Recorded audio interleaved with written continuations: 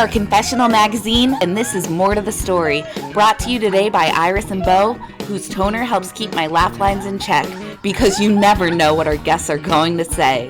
Visit irisandbo.com today and use code CONFESSIONAL for 20% off. So much love in this heart of mine. I'm here today with the beautiful, talented Karissa Lee Staples. Thank you for being here, Karissa. Thank you for having me. Of course. So you guys probably know Karissa from Necessary Roughness, which, hello, John Stamos. Say no more. And now you can catch her on Hulu and Everybody's Doing Great. And did I get that title right? I feel like I forget it all the time. It's Everyone is Doing Great. My natural instinct is to say everybody's doing great. Okay. But everyone, doesn't matter. It's great. I feel like if you search both, it'll pop up because it's a new show on Hulu and it's amazing. It's with James Lafferty and Stephen Colletti and you, and it's so fun. And thank you for being here. Let's start from the beginning. How did you get into the acting business? Wow. Well, I grew up I knew I wanted to be in the spotlight, which was really weird because I was shy. I was kind of a loner. But my mom saw it and she kind of forced me to get involved in theater when I was like in middle school.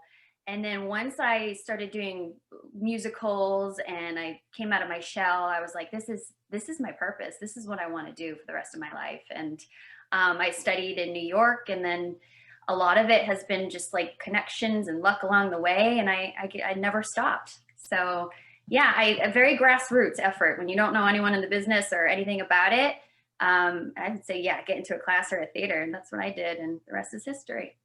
Nice. So where did you grow up that you ended up going into New York for acting classes? I grew up in Southern Maine.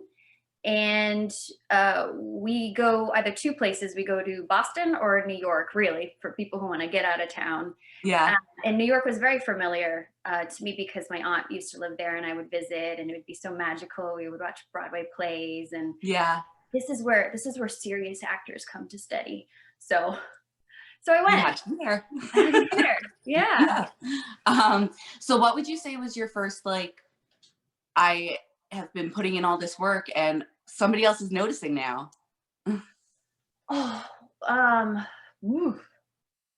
If it's weird it's hard to answer that because I feel like my career trajectory has been like little things on like little stepladder movements. I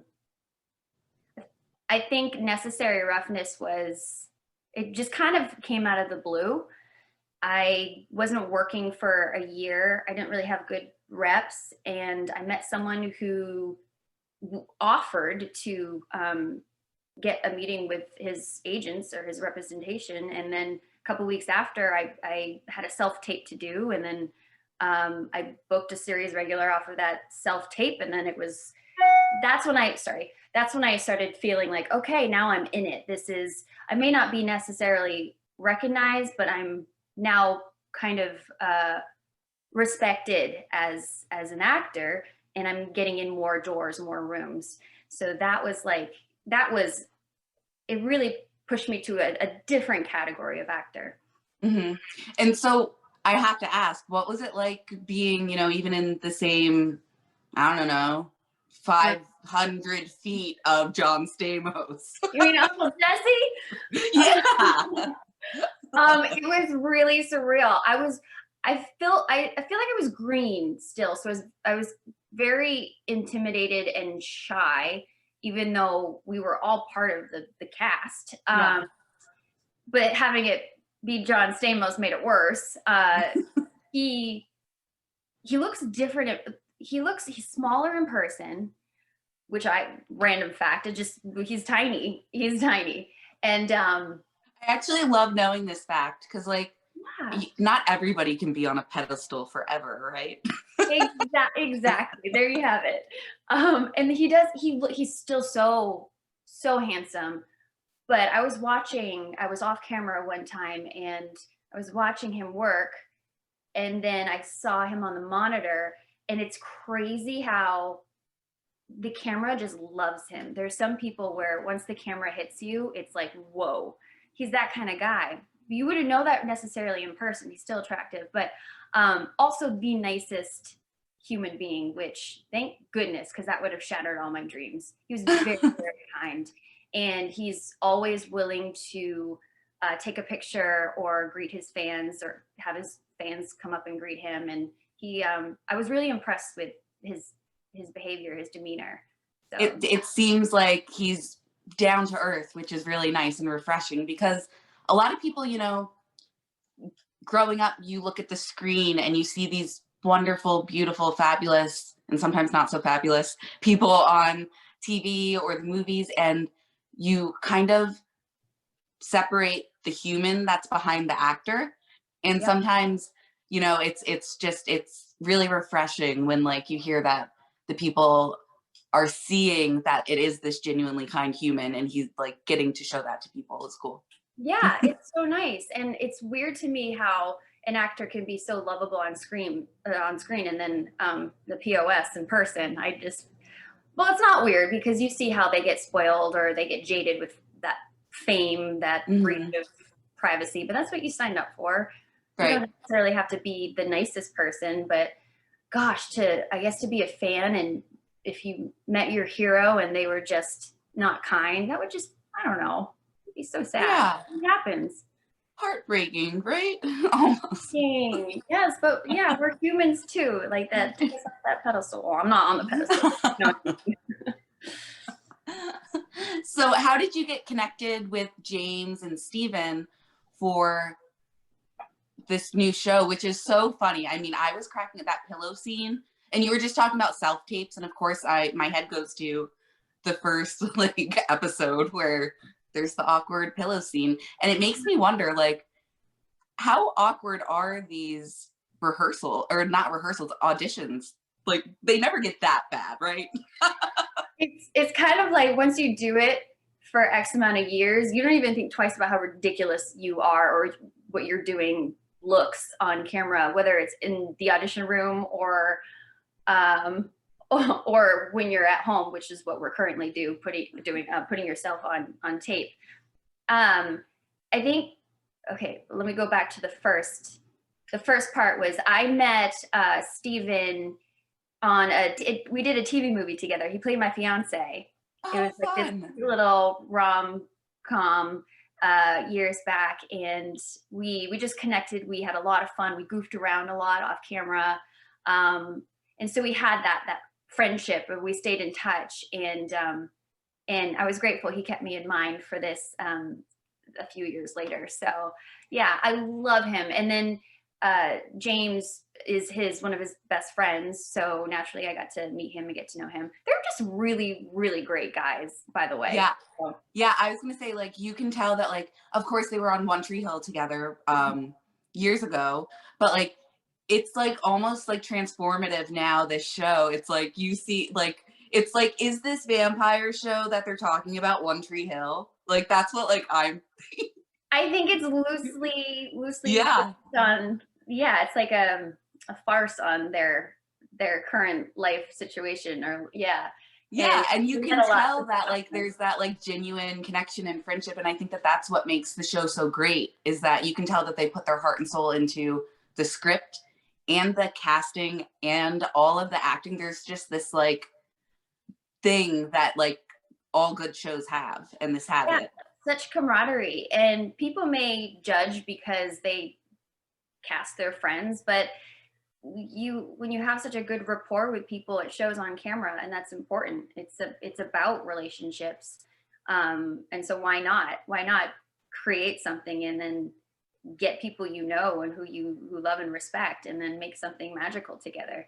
Exactly, especially right now, right? Like everybody needs happiness, and so like me sitting on the couch watching it, I'm getting happy because I'm seeing this like friendship on the screen, but like there's also, you guys are real humans, and like you guys also need this togetherness, and like especially like I know it was probably not maybe filmed as much during quarantine, but it's released during quarantine times. Like we're still in the time of COVID right now, so like you guys, I'm sure, are like constantly just like, oh my gosh, like, did you see like this release about this? Or just like, Yeah, how much joy. yeah, it's a lot of fun. And it's kind of it's just good timing. I feel like I'm very happy for them. This is the time to release a binge-worthy show. Yeah. And it couldn't have been more perfect for them. And it's really fun seeing them post people's or the fans' responses and articles. And I really feel like I know that they deserve this. And yeah, I'm so happy to be a part of it. And I watch it. I'm excited about it. Yeah. I watched it a couple times through. I love it. I mean, it's binge worthy. It's good. Yeah, I like that grounded, dry sense of humor. And I gotta ask, I feel silly for not knowing this. I don't know if that pillow scene was inspired by true events, but I wouldn't be surprised if it actually happened to You got to let me know. Yeah, Ask him and let me know. Darn it, I should have pre-planned this. I knew I was going to get asked that question. It comes I'll get you answers. Thank you. So what's like next on your agenda? Like, what do you have? Do you have anything that you're doing currently? Yeah, I got the news over holiday break that I booked a recurring role on a new CW show called Walker.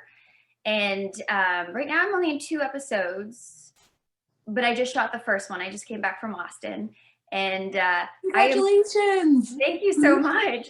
I didn't know if I'd be working during this new because you're not in the room anymore, and it's different walking into a room and meeting people and auditioning than it is just being at home and submitting a self-tape. So now I have hope that I can work, and it's a really cool, exciting spinoff of Walker Texas Ranger, and it feels cool to be part of something like that. And yeah, the first episode aired last night, so the series premiere is up and running, and I come in on episode 5, and I think I have a really fun character. So I'm excited. Okay, so I am so stoked for this, and like I almost want to like run out and tell my husband, because I apologize, I knew nothing about this show, but okay, so we used to have a French bulldog, and his name was Walker, and we named him after Walker Texas Ranger. Get out! But you weren't a fan of the show, you said? Or I didn't. I haven't heard of the new show. I hadn't heard of the one that's on the CW. I hadn't heard of it before, but now I'm so excited to like check it out. Yeah, I hope you like it. I actually watched it last night. Jared Padalecki was the star of Supernatural for 1,567 seasons. And the past 2 years, this has been in the works for him. And this is like his baby, his project. Yeah. And it's so cool to be working. I never watched Supernatural. Thank God. I probably would have I would have been so awkward and weird around him if I knew all that. But yeah, he does a really good job. He's such a great actor and kind. I feel really lucky. I've worked with a lot of really nice. I don't think I've ever worked with a bad seed. I really don't think I can't name one person that hasn't been a wonderful person on set. And he's a leading man. He's definitely a leading man. Is he single? No. he has a wife and 3 kids. I didn't meet them, but it seems like he's a lovely family man. And I'm just looking. I mean, I don't know if you're single or not, but I'm just always looking out.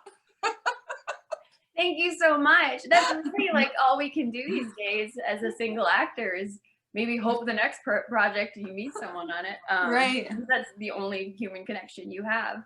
Right. But yeah, no, he's taken. Bummer. I'll be okay. So I can't wait to check out this show. And so you said that you come in at episode 4? Episode 5. Episode 5. I think I come back episode 11, and hopefully, the CW sometimes back orders more episodes. So hopefully fans respond to it and the journey continues. And yeah, who knows where my character will end up, but I'm just happy to be just a Part small sliver of this. That is so great. I'm so excited for you. I mean, yeah, I can't wait to check this out. You. So what would you say, like, if you could choose any actor from all time to work alongside, who would you choose? Who? I gotta just say my favorite actor. Well, actor, but also I love Jennifer Aniston. I think if I ever ended up with anything that Jennifer Aniston was in, I would feel like I've made it. I'm Yeah. a huge fan of hers. I used to be like, oh, I want to be like Jennifer Aniston. But then I watched, because she has such an amazing career. Who wouldn't want to be on a sitcom that has changed people's lives? Yeah. But once I saw her on the morning show, her new show, The Morning Show, Yeah. I was like, wow, she completely blew me away. I knew she was talented before, but to show that side of her as an actor, I mean, she did a little in Cake, but I'm just so impressed with her, and I would be honored to be in anything that she did. And Reese Yeah. Witherspoon. I guess I love them both. I want to be in something with someone I admire, and also, you know, a force to be reckoned with. And I think those two ladies are. And they're also pumping out a lot of content too. It's nice to see. Yeah. Female Um, leads. I love all of Reese's little TikTok stuff that she does, or her like baking in the kitchen and dancing around in her. I love it. I haven't seen it. I don't have TikTok, so I have Okay. Instagram, but she's cute. She's just Funny. cute. I'm not surprised. Yeah. She is fantastic in Little Fires Everywhere. Yes. Well, in everything she does. But that show. Mm-hmm. It's not for everyone, but if you're willing to, because it can be slow moving and the scenes can be long, but if you sit and you're like in it and you're really watching the story, you realize, wow, these scenes are epic. This acting is incredible, and it may be slow moving, but there's so much happening within this storyline, these characters. I was completely enveloped. I dropped off. I don't know why, but I have to pick up again. I love a good show. Me too. I love a show that like Little Fires Everywhere that makes you uncomfortable. Like, you know what I mean? Like, I like those moments of like I need to know what's happening, but also like, don't let it happen. I don't want to see it. That's like, I love it. On the edge of your seat. Yeah. What would you say is your favorite movie of all time? Oh, I know it's a hard one. It's so hard. Wow. You know, this is not a weird question, but it's weird for me to answer because I'm not the kind of person that really watches a movie more than once or twice. So, I mean, I could tell you that a good movie for me that I could watch more than twice is a comedy. Wedding Crashers, Step Brothers. Yep. Anchorman, all of those I will always watch. Yeah. So I have a lot of movies that I've watched and I have absolutely loved, but I like to keep it in this precious, like I've experienced it, I loved it, I'm going to move on to the next. And I feel that way about so many movies. But yeah, so that's a hard question for me to answer. But all the comedies, mostly starring Will Ferrell, I just love. Yeah. I love to be happy. Right? Thank you. I mean, we all just need more happiness, just like Will Ferrell's Cowbell, right? Yeah. So I always like to ask people what their 5-year plan is, but also what their 5-year dream is, because sometimes they're separate, but I love to like then go back and see if the two come together, you know, like let's document this now. And then in 5 years say like, was it the plan or did the dream, you know? Hey, wow. The 5-year plan, you're talking about career-wise? You know, anything, life, you know. Okay. Yeah, the 5-year plan is that I have securely landed the lead on a TV show that people love. that is a bit of both comedy and drama. Oh, 10-year plan. 10-year plan. Dream. I want to have, well, I love my apartment, but I want to be in my own home in Los Angeles. And I would love an Emmy or maybe a couple Emmys on my bookshelf. Yes. And that would be, I'd have this thing, you know, what a vision board is. Yeah. I created something called a mind movie that I discovered through, I think it was Joe Dispenza talked about it. Maybe, I can't remember. Doesn't matter. It's more of like a visual movie. So you put together all of your dreams, your pictures of your home, the car you want to drive, your career, what your life what you want your life to look like. Your manifestation. The song that you put to it has to be the song that makes you like, oh, this is real. This is tangible. I'm so inspired, and it already happened. I just need to bring it to me. Mm-hmm. And so, yeah, there's Emmys on that. There's homes, beautiful homes, a nice car. Not that I'm all about those things, but no, it would be nice to, when you're an actor for X amount of time and you've really struggled, I have struggled a lot, that it just symbolizes, okay, I can breathe again. I'm living my dream. I've made it. Yeah, so we'll see. Call me in 10 years. Yeah, let's do it. Yeah.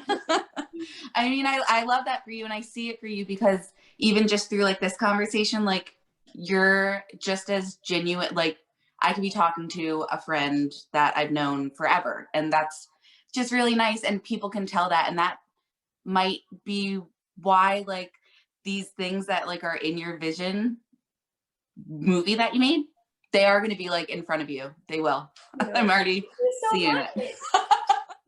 That made my day. Thank you so much. I'm serious. I am all 2021, whatever year we're in right now, because life's a blur.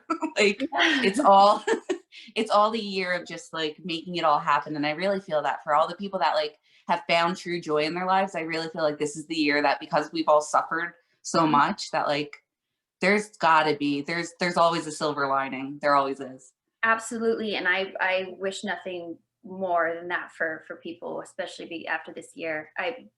But you can't appreciate the light without the darkness, and I think that's what people are discovering.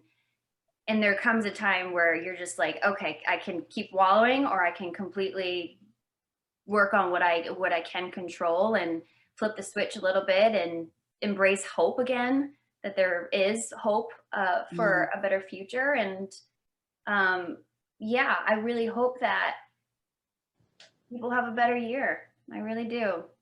And you're honestly like the entertainment industry is what is getting us all through this year, because we're all just sitting at home. And so like you and your industry are a major part in bringing the joy back to us. So thank you from everybody. You're welcome. I'm happy to be just a part of it, doing that. And that's why I loved Friends so much. And I bought 4 seasons on Amazon over the past month or two, because it just makes me feel happy. Yeah. I can always turn it on, and life is just a little bit better after laughing and watching a good show. So yeah, that's my dream, is to do something that moves people in a way, whether it's, you know, making their day or inspiring them to be great. So yeah, it's a cool industry. It's not for the faint of heart, but yeah, when you're in it, it's a lot of fun.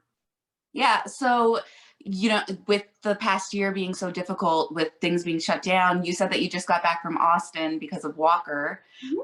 How is that like? How was the traveling and just being? Was it like a breath of fresh air, like walking onto that set? Was that your first set in a while? Yeah, the last time I was on set I was shooting on SWAT. I shot a couple episodes of SWAT early February 2020, so right before lockdown happened. Mm-hmm. So that's a long time. It's almost a year. Yeah, it's almost a year not being on set. weird getting out of town. I mean, I was out of town for the holidays, but I was also in a house for 2 weeks, so it wasn't really like, ooh, I got out. So weird being out of town. I felt I felt like I forgot how to fly. I was like, where's Chucky?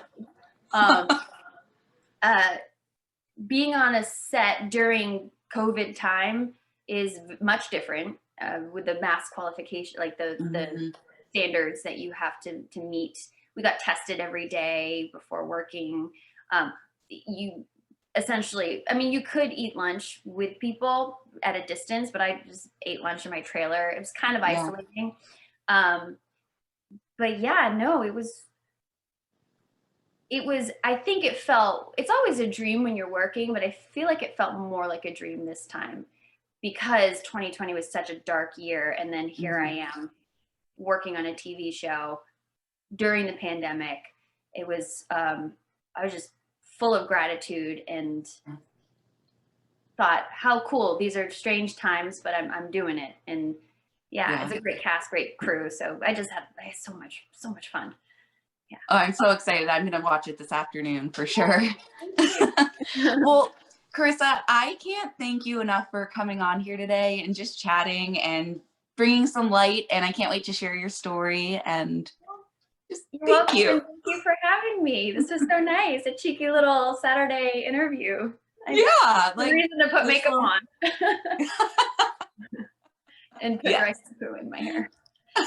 Well, you look beautiful. Thank you. So nice talking to you. Nice to meet you. You too. It was so nice to meet you, and I'll talk to you soon. Thank you so much, Karissa. Bye. All right, bye. So much love in this heart of mine.